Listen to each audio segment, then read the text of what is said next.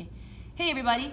So here's some samples of different things that you can form for a cuff bracelet. I didn't yet show you guys how to use that tool, the doming block, so I wanted you to understand that you can add volumetric shapes to your cuff by using that. And I have this non-designed sheet that's 2 sheets together, because you can rivet your pieces first before you round it. So there's 4 rivets right there, and then I'm going to show you how to make it all turn into a cuff, and then I'm going to show you how to drill when something is on a curved surface, and I'm going to show you how to rivet something that's a curved surface. So this video is going to give you a lot of information. So first thing we're going to do is we're going to dome. So what I did was I cut out 2 shapes like this. Maybe you want a circle that's a dome, but maybe you also want a flower form or some other form that would be a dome. Those are all possibilities. So let's go over to the hammer station. And at the hammer station we have this block and we have this block. I know you all have seen it. So the most important part with these is that your copper or brass shape needs to be smaller, and it has to fit inside one of these domed shapes. So depending on what you want, these are more shallow and these have more depth. So what I'm going to do is I'll do one that's with the steel block and one with the wooden block. So I'm going to double check. Oh, it fits right in there.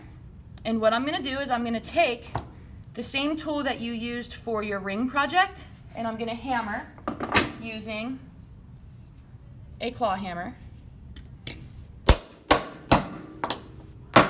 And I'm sliding the dome around inside there so that I'm getting it even. As you can see, I already have it pretty domed. I'd work that a little bit more to make it more even. Now your dome can definitely be smaller. We have all of these different shapes, okay?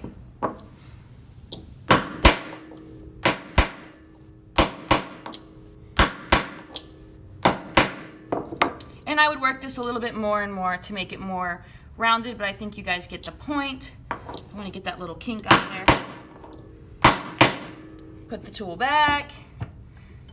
And then you have this dome. I would drill it now from there, because if I drilled it first, I could stretch the rivet hole.